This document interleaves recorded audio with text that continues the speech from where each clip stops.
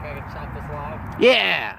I've tried 2 other times, it didn't work. Are you sure I can do it? Yeah! I've got suspensions. Do you think that'll help? Yes. Alright. Here goes nothing.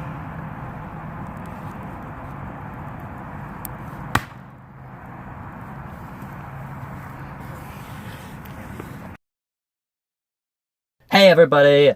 Welcome. Another day, another video. And boy, is this a special video, don't you think, Ryan? Sure. Oh, I've totally forgotten. I am, as of right now, out of town, and because of that, I am unable to record with my normal co-host. So, I've made the exception. I've gotten the next best thing. Robot Ryan. Now, Robot Ryan has a very limited amount of responses, so he will not be too personal or present for very many videos past that. But on this rare occasion, I'm using him. Ryan, say something to the fans. This is so surreal. There you go, folks. He's just as Ryan as any Ryan I've ever known. Now, Robot Ryan, are you ready to get on with this video? So, this is a recap, or something like that, with Ethan, you know? You are correct, Robot Ryan. We are here to break down the Troop 465 Fire Summit trip, which occurred on the last weekend, February 7th and 8th. So sit back and relax as me and Robot Ryan break down, discuss, and at the end, grade this month's event. It's so freaking hot! For those who don't know what a Fire Summit is, Robot Ryan, would you care to inform them? Yeah, it was pretty great. Right. So basically, we, as in Troop 465, held a Fire Summit. It's a fire. Exactly. So, on account of the up-and-coming Alaska trip, coming summer 2020, you don't want to miss it, the adults felt that the trailmen needed to get their badges complete soon. So this event doubled as a badge workshop, which made things a lot different than the previous Fire Summit. This is a response to a statement. We worked on fire engine and wood stools, 2 trail badges which related pretty well to a Fire Summit, but the change that most impacted this year's Fire Summit was that we were allowed to talk. It made for a completely different experience, but we still prohibited phones. So it started around 7 o'clock. We dug our fire rings 4 paces apart from each other. However, 3 of you, who I'm not going to mention, did not do this.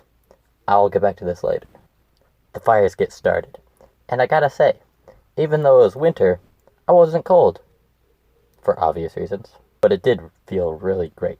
The sky was clear. You could see the stars. All I had on was a long-sleeve shirt and my orange hoodie.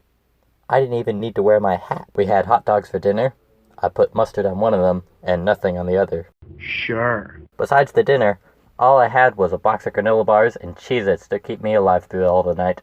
At least, until 1 a.m., when I brought out my ingredients to make grilled cheese sandwiches. That's good. I agree. Now, on to another topic. Those 3 fires which were too close to each other. Basically, long story short, one of them found a giant log. He put it in between the 2 fires with one in the other end, and they just piled the logs on top of it and made a giant bonfire. Ethan, that's flammable. I know. Now, the reason we did the Fire Summit in winter was, of course, because of the snow. Sure. And boy, did the weather not disappoint. It started snowing around 1 a.m. and basically started sticking about 3. I found it cool how there are rings of melted snow around each fire. It just looked pretty cool. Yeah, that's cool. Now, this is the point of the video where we wrap everything up, give the rundown of everything, and rate the trip. This is a statement, and that's a fact. If you have never partaken in a Fire Summit, you can know that it kind of has the same sort of effects that a lock-in does. A lock-in outside, of course. See, it has the period in which you just feel purely awful, but instead of being in a nice building, I was cold, I had smoke in my eyes, and I fell asleep with my head resting on my knee. So, to fuse it all together, the event wouldn't have been as bad if I hadn't have lost my flashlight in the woods.